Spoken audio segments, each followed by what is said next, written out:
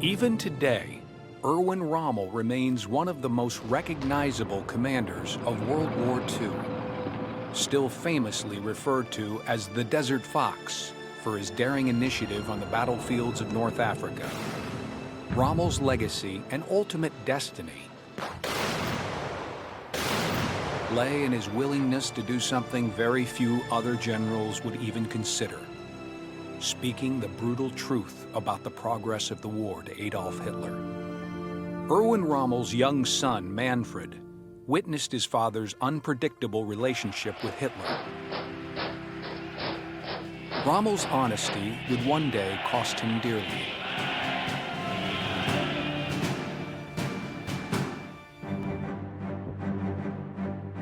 We have interrupted this program to bring you another special occasion broadcast.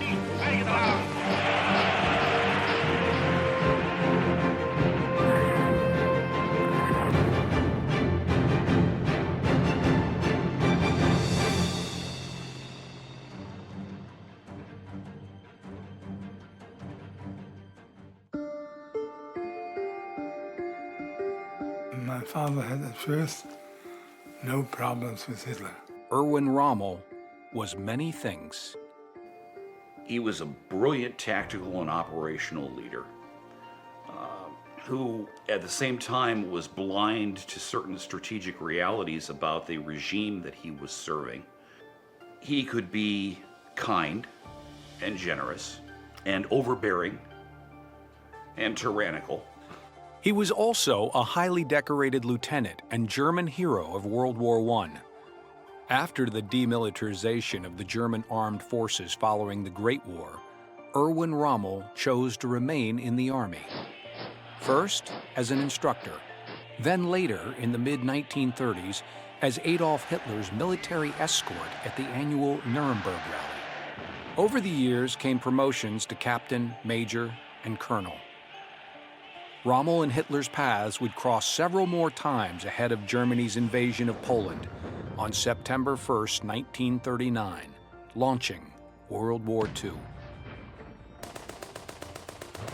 Erwin Rommel's genius lay in armored warfare. In 1940, Hitler gave Rommel command of the German 7th Panzer, or tank division. He led his panzers to quick victory in France and all the way to the English Channel. In February of 1941, Rommel was promoted to Lieutenant General.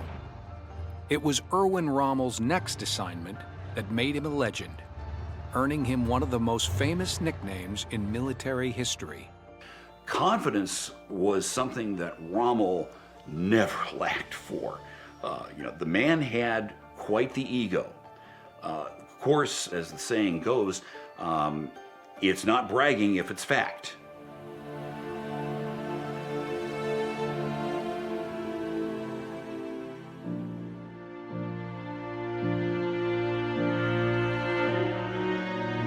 Erwin and Lucy Rommel had one child, Manfred, born in 1928. Manfred Rommel, like most young people in Nazi Germany, was eventually swept up into World War II, as well as into the shadow of his famous father. He was a good father, a good husband. He was admirable. Adolf Hitler's rise to Chancellor, then President of Germany, beginning in 1933, changed Rommel's life in many ways. What this small German family could not foresee was that their new Führer had set his sights on world conquest, and also racial purity.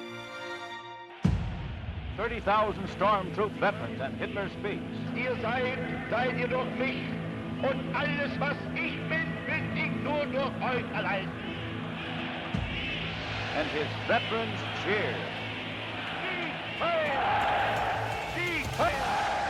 Hitler came to power by telling Germans that he would lead them back from economic and military ruin. The nation's despair, a result of the harsh penalties laid out against the country in the Treaty of Versailles, ending World War I. The general feeling was that we had been unjustly treated, and so he used that ressentiment. I am the one who will bring your proud back. and I'll be the one who takes the injustice away from you. Germany had no place in the world, had no standing in the world. Germany wasn't even a laughingstock. Germany was completely irrelevant. But something more sinister was also in play in Germany. It would begin to reveal itself to Erwin Rommel and the majority of the German population after World War II was well underway. Irmgard Schmid was a schoolgirl in Germany. I had information coming from all sides. There were the soldiers coming in and saying Germany is the greatest, the best, the finest, and our beloved Führer Adolf Hitler, unser heißgeliebter Führer, you know, stuff like that. In America, people would fall off their chairs screaming with laughter if we had to call any of our leaders hotly beloved, our loved leader. Auf seiner Fahrt an die Front vor Warschau begrüßt der Führer seine Leibstandarte, die sich bei den Herzhänden... My father says Heil Hitler every morning. We have to say Heil Hitler 7 times a day. And if you think I don't know my German songs, here they are, you know, and I threw my hand out and belted out the German. Und heute ist es Deutschland und morgen die ganze Welt. You know, today it's Germany, tomorrow the whole world.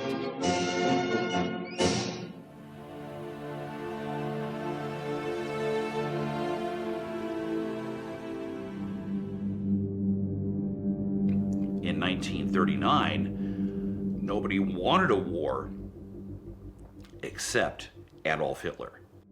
In early 1941, following the conquest of the majority of Western Europe, Adolf Hitler ordered his newest lieutenant general, Erwin Rommel, to go to North Africa. Rommel would be given command of 2 panzer divisions. Erwin Rommel's newly named Africa Corps would be fighting the British in the desert. Before leaving for Africa, Rommel and Hitler met. There were no cracks in their relationship in 1941, as Rommel took over command of the Africa Corps. That would change.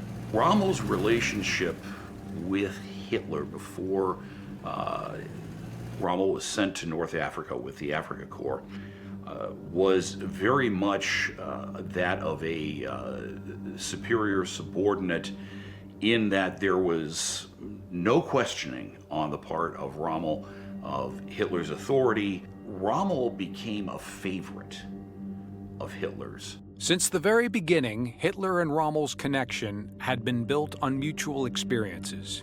Rommel was a combat soldier, just as Hitler had been in the First World War. Manfred Rommel, not yet a teenager, wondered if he would ever see his father again.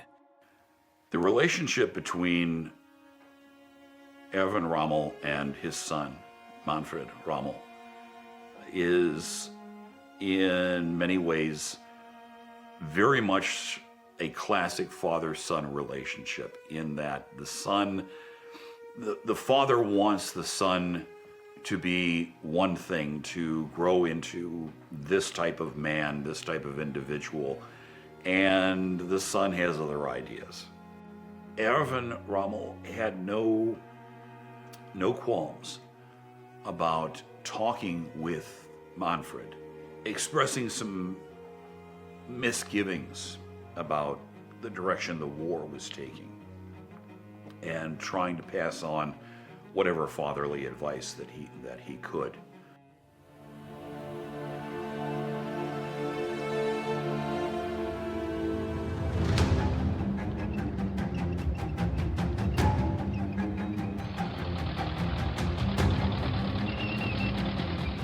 Erwin Rommel always wanted to lead. North Africa gave him yet another opportunity. He wanted a combat command. He had been a combat officer in the First World War. He'd been very good at it. He thrived on it. He wanted to get back into the action. He was also personally very brave. He believed in leading from the front.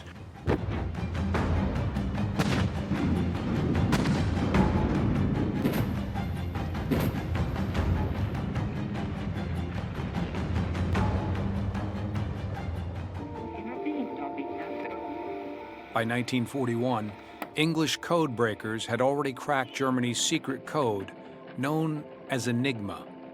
The British were reading German military plans as they were being sent out from Berlin. My father never believed it, that such a difficult code could be broken. The Germans believed that the Enigma system would require years for a single message. The mistake is that in wartime, any assumption or presumption that you make about enemy capabilities can turn out to be wrong.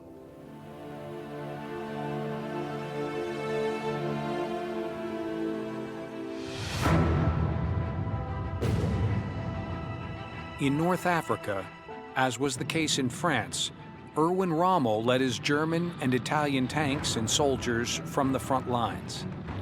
Seeing their commander in the thick of the fight earned Rommel great respect from his troops.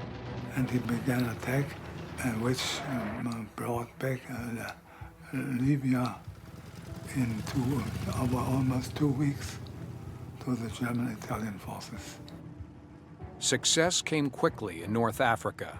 Almost immediately, Rommel began driving the British Army out of key desert strongholds throughout 1941. The early victories by an aggressive and audacious Rommel in North Africa's western desert earned him more points with Adolf Hitler. Germany's Führer felt the people back home needed to better know one of his most successful field commanders. Hitler promoted Rommel to field marshal. Nazi propaganda minister Joseph Goebbels was told to make Erwin Rommel into a hero back in the fatherland. The German propaganda minister began to mount a propaganda campaign to put and then keep Rommel's image in front of the German people. Rommel was a handsome man. It didn't hurt that he was photogenic. It didn't hurt that he was well-spoken. Rommel became the poster boy for the Wehrmacht.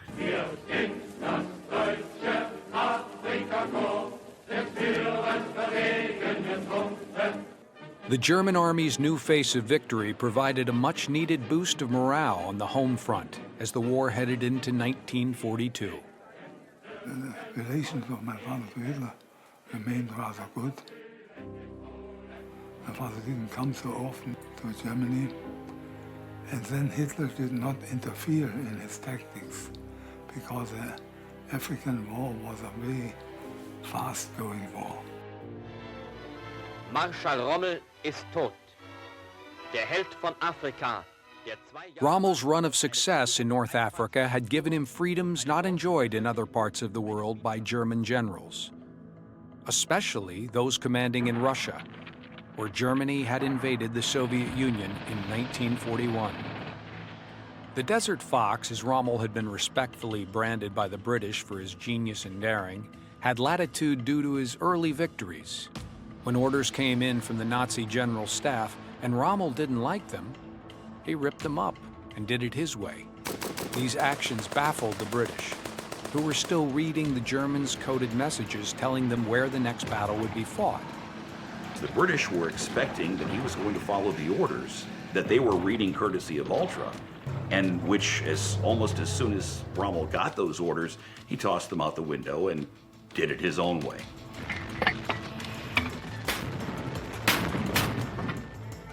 In late 1942, the fight in North Africa began to turn back in favor of the Allies.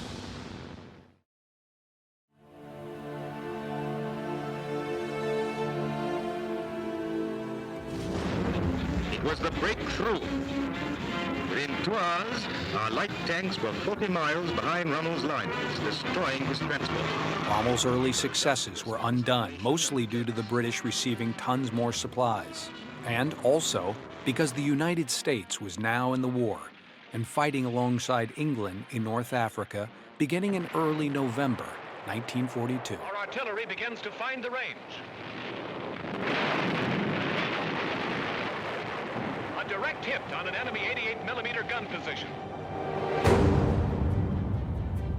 Field Marshal Erwin Rommel begged German leadership for more of everything to regain his lost momentum, but was met with silence. Made a long list asking Hitler to do this. In the meantime, send the new tanks to Africa.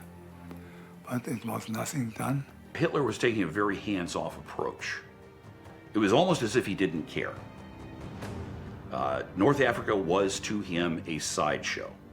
Hitler fully expected the war to be over by the end of 1942. The superiority of the British was so overwhelming, and the strategy was made so carefully and exactly that the Germans had no chance.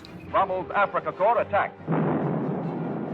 Despite shortages of material and men, Erwin Rommel heroically led the fight to recapture North Africa. The odds were just too overwhelming, even for the legendary Desert Fox. For the enemy, the situation worsened. Frequent bouts of depression, insomnia, low blood pressure, headaches, and jaundice began to affect Rommel. Despite sickness and defeat, the reputation of Erwin Rommel continued to grow. It really was a case of Rommel running rings around his opposition. They never really quite got the measure of him. And it wasn't until he was so badly outnumbered in men and materiel that he could not stop an Allied advance that he was finally compelled to retreat out of North Africa entirely. With North Africa now lost, Erwin Rommel returned to Germany. My father went to see Hitler in Rustenburg on his own initiative. And he said that we have to give up Africa. It's not more possible to do anything good under such circumstances.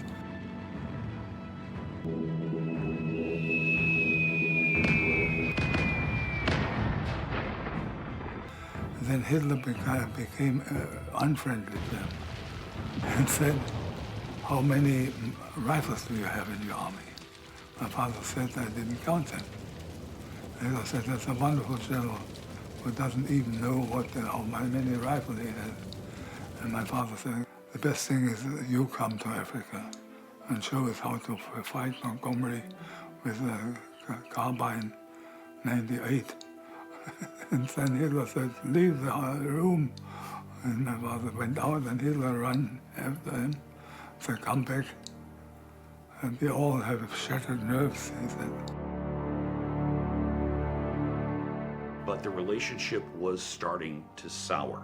By the spring of 1943, Rommel began to feel that his troops in North Africa had been sacrificed needlessly. A sense of betrayal first began to manifest itself at this point. Whenever Rommel was in Hitler's presence, the tremendous charisma that Hitler possessed would serve to, at least temporarily, overcome the doubts that Rommel was beginning to have.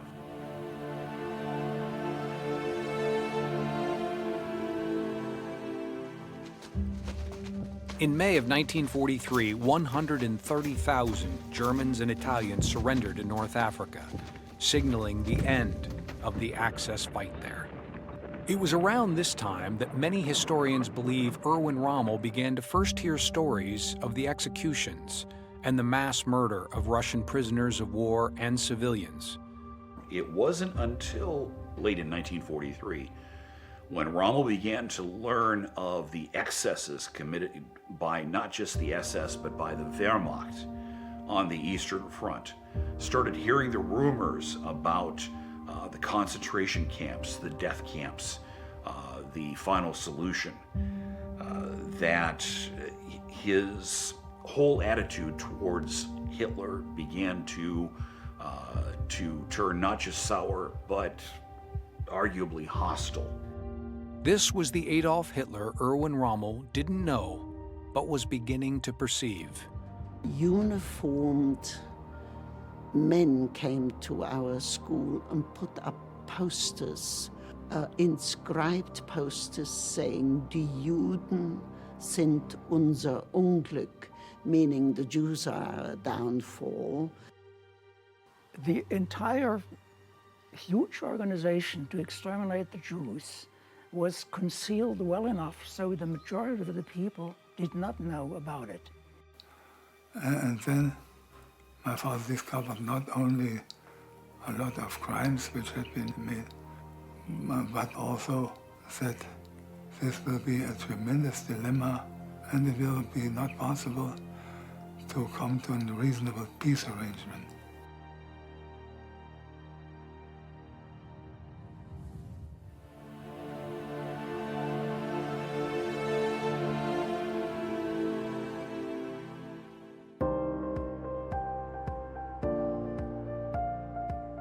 Denied another command in Italy, Rommel would eventually be put in charge of the defense of Western Europe.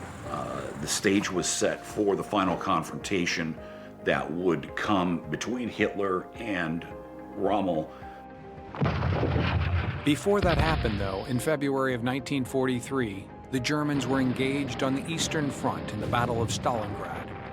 Russian soldier Boris Elon saw the vicious combat firsthand. Сталинград – это коренной пункт для защиты Советского Союза тогда. Потому что туда пришел даже сам Жуков. Жуков был тогда, руководил армией. Так что и мы там имели очень важный пункт. Для защиты Сталинграда были переброшены очень большие силы. Немцы бомбили день и ночь. Many historians believe this brutal winter fight was the turning point of World War II. The Germans and Axis powers suffered over 800,000 casualties. Following Stalingrad, the Russians began pushing the Germans out of the Soviet Union. Erwin Rommel and Adolf Hitler watched the results from Russia. Both knew it was only a matter of time before the Allies opened their much-anticipated Second Front in Western Europe. Because of his familiarity with the British and Americans from North Africa, Field Marshal Erwin Rommel was given command of Western Europe's defense. There, Adolf Hitler championed his so-called Atlantic Wall, fixed fortifications along the coast that supposedly stretched over 1,600 miles, from Norway to the border of Spain. Hitler believed the defensive emplacements would stop any American-British invasion of Western Europe. What Erwin Rommel found on inspection was that Hitler's Atlantic Wall existed only in the Führer's dreams. My father had a rather realistic idea of the Allied tactics and way of fighting.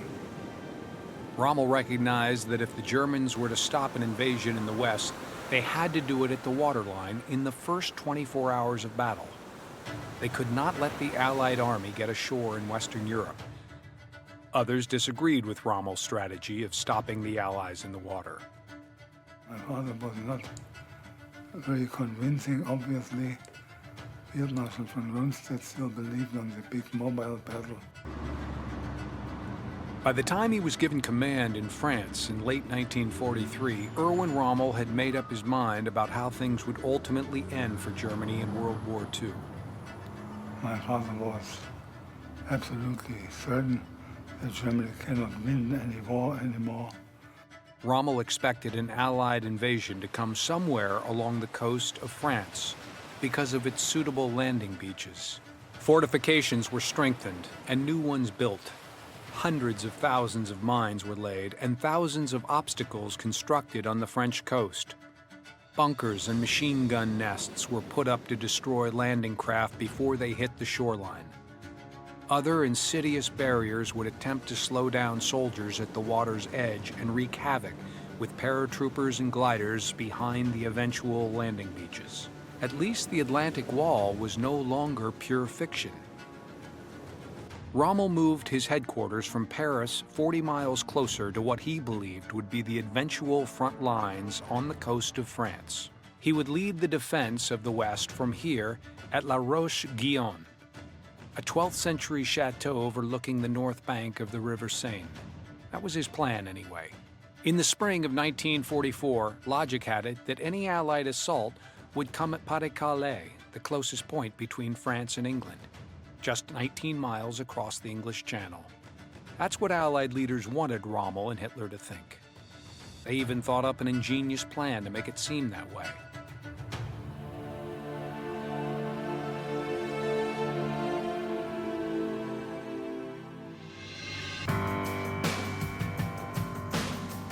One of the great stories of World War II that is poorly known to this day is Operation Fortitude.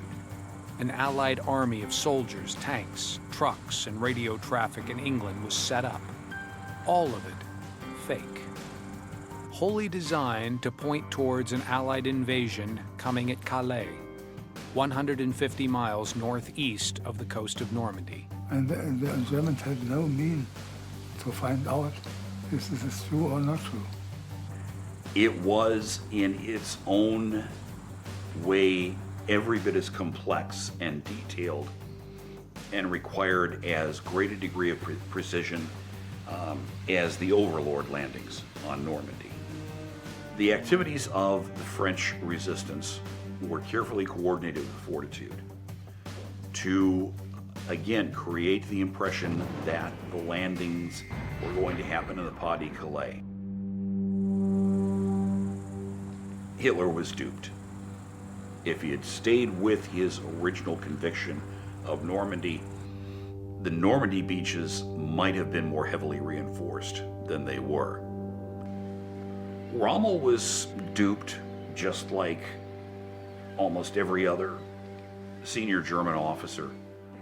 Adolf Hitler believed that Erwin Rommel and the Atlantic Wall would stop the Allies wherever the invasion took place. Hitler, however, never once visited any of the fortifications on the French coast to see for himself. Rommel was like a jolt of electricity when he took over command. In reality, this was now Rommel's Atlantic Wall. And if he was going to be given command of the Atlantic Wall, he was going to turn it into an Atlantic Wall. He was going to do his damnedest to stop the Allies at the water's edge and not allow them to gain a foothold on occupied Europe.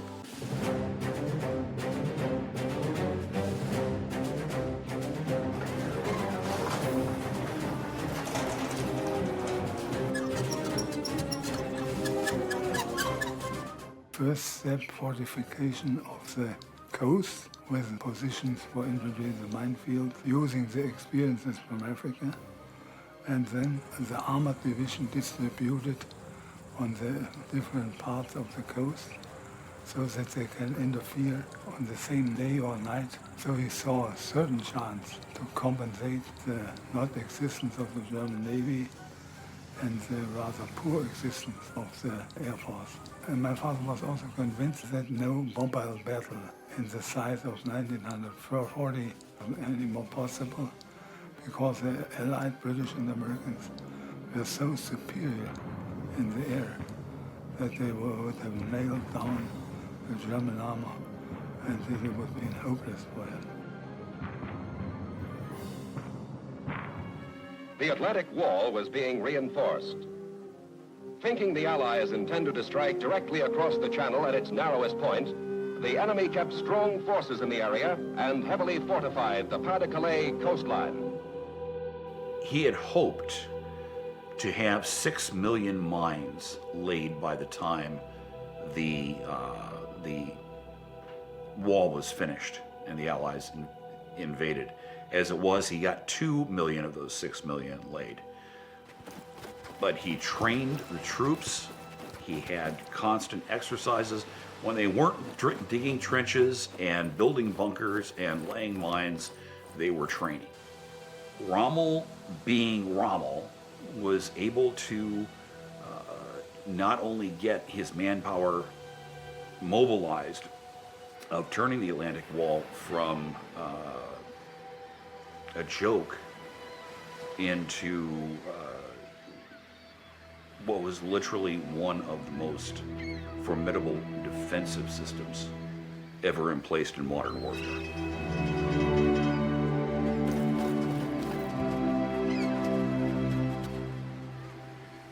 He came up with several different designs for beach obstacles, for mines, for detonation of mines and minefields, for sighting bunkers and designs of bunkers.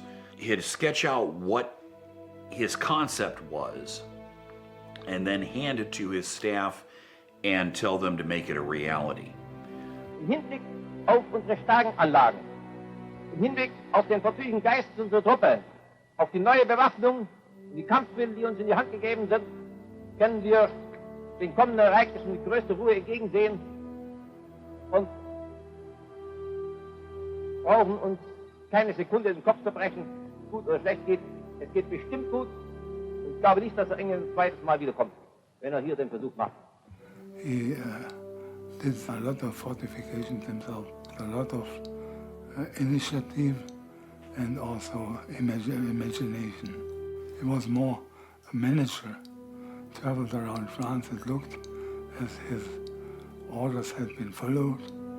The beaches had been, many of them had been very well fortified in a very short time. Field Marshal Erwin Rommel was running out of time as May turned into June of 1944.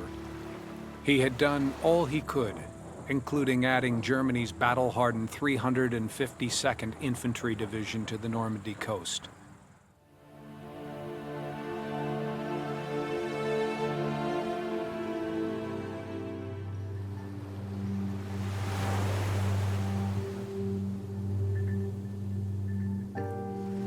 One huge advantage Rommel had going for him in early June 1944 was his knowledge of the tactics used in previous Allied landings in North Africa, Sicily, and Italy, especially how they relied on weather reports. June is a particularly nasty month weather-wise in the English Channel. Holding to form, the weather in early June 1944 along the English Channel coast of France was very windy, very wet, and predictably nasty.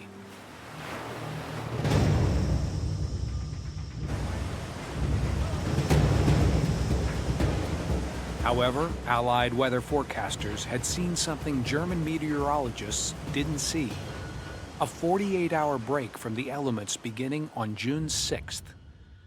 Allied Supreme Commander General Dwight D. Eisenhower said go.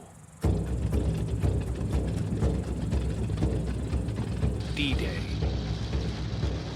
The decision to launch Operation Neptune Overlord in less than suitable conditions would stun Field Marshal Erwin Rommel.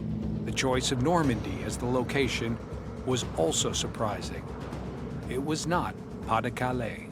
He was very surprised because he relied on the expert view of the German Kriegsmarine that nobody could land under such weather conditions. It was a very courageous decision of General Eisenhower and a very successful. The Navy was not existent. The Air Force also said no, by such a weather it's not worth to get our machines out. And so the first to notice the invasion was the infantry. This is extraordinary. But making matters much worse for the Germans on the morning of June 6, 1944, was that the commander of the Atlantic Wall was not even in France. Erwin Rommel decided it would be a good time to return to his home in Herrlingen, Germany, to accomplish two objectives, one personal and one professional. Because he had the intention to go to Hitler and tell him again what it means if the Normandy has been fallen. He used to visit my mother, who had her 50th birthday. And so my father was in our house near Ulm on the 6th of June. At 7:20 on the morning of June 6th, 6:20 a.m. in France, the telephone rang at the Rommel house in Germany. 17,000 Allied airplanes, 7,000 ships, and some 160,000 Allied troops were either attacking Normandy or just off the coast.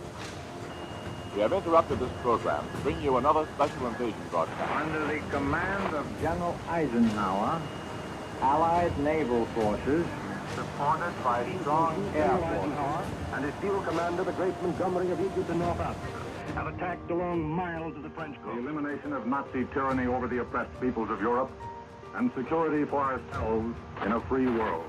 And then he said it takes 24 hours. Afterward, we know what is going on.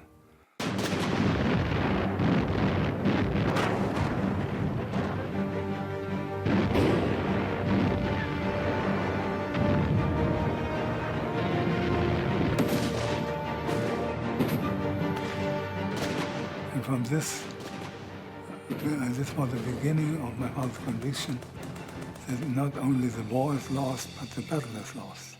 Manfred Rommel was also home on June 6th with his father. The young teenager had been called up to join the German Luftwaffe as a flak helper for an anti-aircraft gun. But I had the opportunity to see my father.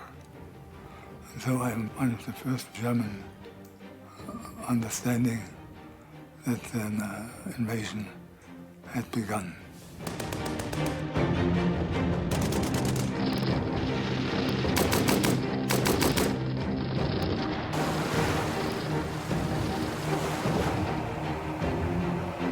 Manfred witnessed his father's initial reaction to reports of the Normandy landings. He also saw his frustration of not being able to get back to his headquarters at La Roche-Guyon at that decisive moment in history. He was not pleased, not at all. He said he wished I was in France. There was still no clear picture of the situation in my father's and Rundstedt's headquarters. They still were doubtful if this really had been the landing. But it changed in 1 hour, and my father began to call his driver and to prepare himself for departing to France. And he said, this is very painful that they are landing while I'm not there. Following more reports from his chief of staff, Hans Speidel, Erwin Rommel left Herrlingen, Germany, by car for France around 10:30 in the morning of June 6th. The field marshal arrived back at La Roche-Guyon around 9 p.m. There were still thoughts that morning that Normandy was just a diversion. The real attack would still come at Pas de Calais. Operation Fortitude's plan of deception had been an overwhelming success. It worked so well that the German 15th Army stayed at Calais, waiting well into July for an invasion that never came. Allied control of the skies hindered any immediate response by German tanks and reserve infantry on D-Day and the days that followed, just as Rommel had predicted. Direct hits are scored on roads used by the Nazis to bring up reinforcements against our largest initial beachhead, less than 10 miles away. They found very exactly where the Germans are. In addition to winning the air battle, American and British ships controlled the Channel coast. Their big guns reached deep inland. Some commanders of Germans said it's not possible that they fire over a distance of 30 kilometers. It's quite something that was possible to control the coast. An den Boden gepresst liegen die Männer in Deckung.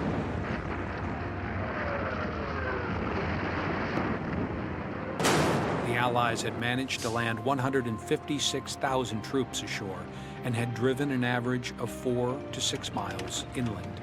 On June 7th, Rommel drove to Normandy to see the desperate situation for himself. My father analyzed the situation, but came back to his headquarters. Despite 10,000 casualties, the Allies had established their beachhead. A week after D-Day, Erwin Rommel knew full well the war in Western Europe was lost. Rommel's bluntness about the situation in Normandy with Adolf Hitler was not appreciated by the Führer. The two met on June 15th to discuss Normandy. My father even, he did not exclude that Hitler might give in when he sees that there is no hope. We cannot win the war. And this is not possible, we must see that. And then Hitler said to my father, I see it well, but with me nobody will make peace. And this was, many people had to discover that Hitler would more like to lead the Germans to the disaster. And it is terrifying that he was almost successful.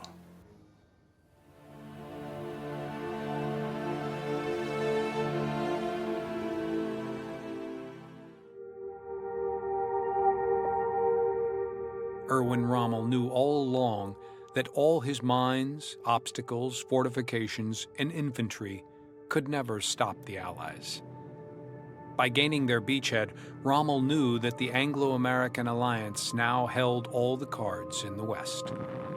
As the Battle of Normandy raged, Erwin Rommel began articulating that the only way to save Germany was for Adolf Hitler to seek a truce with the Americans and the British. We were in a very poor situation. My father was convinced that the Germans had never had any chance to win the battle on the beaches. The war was lost. The Allies were in a position where they had not to concede anything to the Germans. Hitler had to disappear, and the only thing you could do, only thing good you could do as a German general was to surrender. Rommel told Hitler to make peace, even if that meant that Hitler had to step down as Führer, as head of state. If the Allies would not negotiate with Hitler, and Hitler openly admitted, no one will negotiate with me, in that case, it was time for Hitler to step aside. And as Rommel put it, the proper considerations have to be taken. Erwin Rommel's forthrightness with Hitler came to a head on July 15, 1944, in a 3-page letter to the Führer. In it, Rommel told Hitler the war in the West was lost, and in so many words that the Führer of Germany should now sue for peace in the West. Ending the fight in Western Europe would also allow Germany to devote more resources to defending itself against the fast-approaching Russians in the East.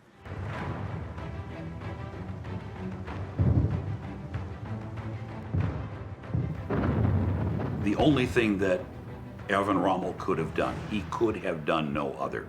He could not have remained silent and watched the Germany that he loved be destroyed in the name of a man that he had come to detest.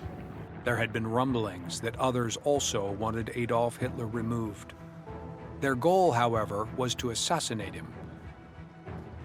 A small group was working on a plan to murder Hitler in the summer of 1944. The great majority were passive. In the Third Reich, it was not possible to tell to your friend, we should kill Hitler and make a revolution. Me, the friend, is such a patriot that he runs to the police, denounces you. Although the German resistance movement was composed of staff officers, of priests, of elite, who knew that they were not falling in the hands of traitors. But in public, to talk to people, this was suicide. The war was no longer about Germany. The war had morphed into being about Adolf Hitler. And at that point, in Rommel's estimation, it certainly became evil. And Hitler became evil with it. Because Hitler was no longer working for Germany's general good. He was using Germany to preserve himself. The honeymoon was long past. The time for a divorce was coming.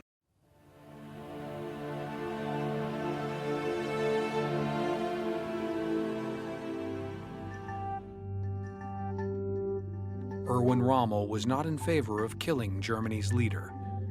Rommel's oath to serve his country superseded any murderous plot. Erwin Rommel wanted Hitler out, but felt assassination was not an option. Rommel believed Hitler should surrender Germany to the Western Allies first, then stand trial in court by the German people. Any thoughts of being part of a murder plot was not something Erwin Rommel actively considered in 1944. However, he did listen to some of those German officers in favor of Hitler's assassination. Now, this is where it gets tricky. The whole idea of assassination of a head of state was something that would have been abhorrent to Erwin Rommel, simply because it wasn't done. And by that I mean this is a patently illegal act. It's not the way Germans do things. It was treason, pure and simple, in Rommel's eyes. He was prepared to countenance Hitler being arrested and removed from his position as Führer of the Third Reich. He was not willing to countenance assassination. It's the difference between a legal and an illegal action.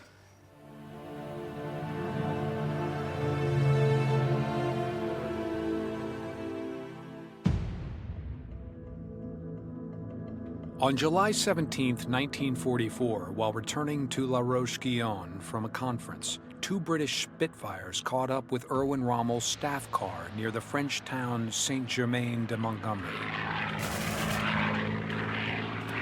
The car was forced off the road and into the ditch.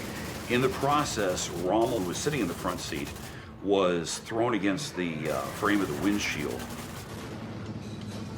smashed the left side of his face to the point where it was almost disfiguring. The Hesper Hospital, and at first supposed that he will die on the same night.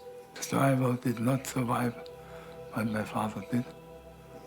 And this was the end of his military career. His cheekbone was crushed, the orbit for his left eye received a fractured skull. Interestingly enough, it didn't seem to do anything to him psychologically.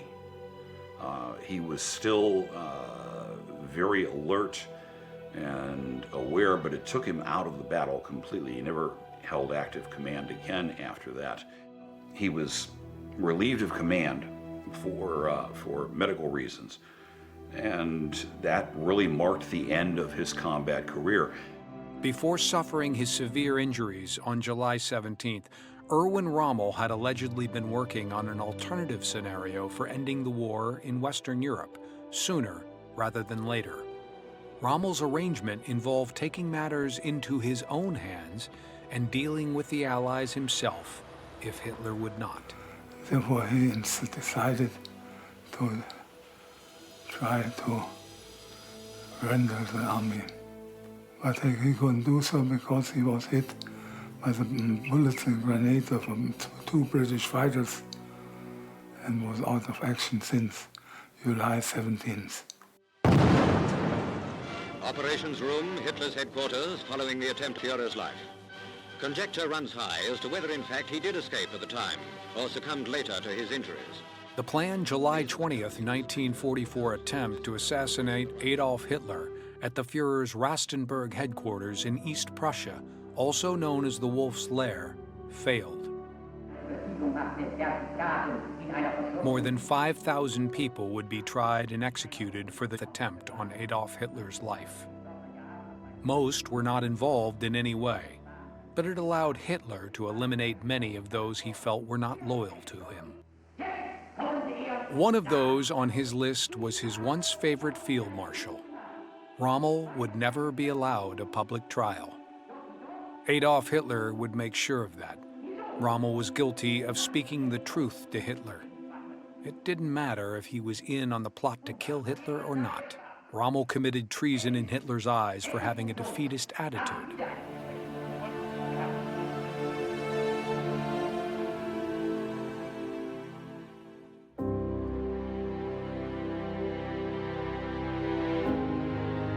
In the fall of 1944, Hitler's form of justice caught up with Erwin Rommel while he was recuperating at home in Herrlingen, Germany. When Erwin Rommel woke up on the morning of October 14th, 1944, he had no idea that it was his last day on Earth.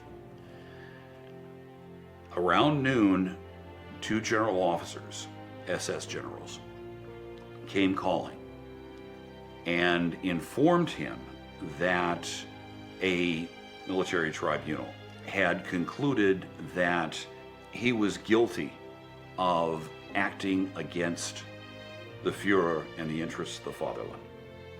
He was given a choice. One of the generals had brought a vial of cyanide with him. Rommel could take the cyanide, commit suicide. No actions would be taken against Lucy or Manfred. Rommel would be given a state funeral, and there would be no mention whatsoever about any disfavor that Rommel might have fallen into with Hitler.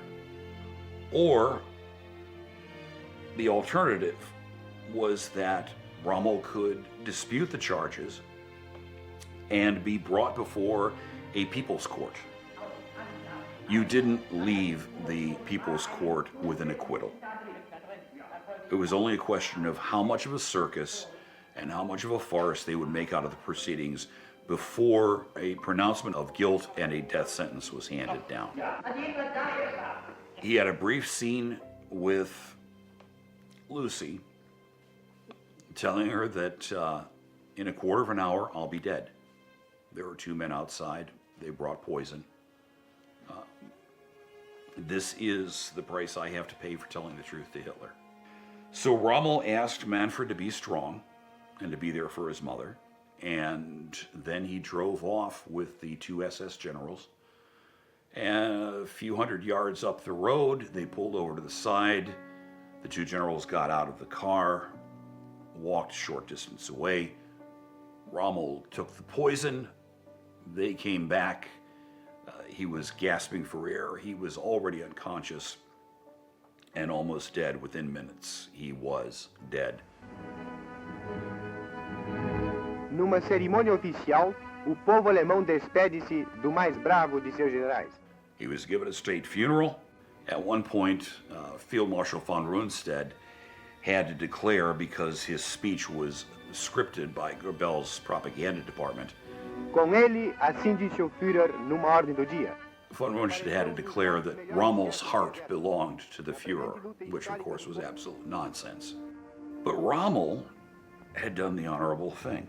It was the only choice he had, really. Adolf Hitler had succeeded in ridding himself of one of his only generals who dared tell him the truth about the war. A população de uma cidade se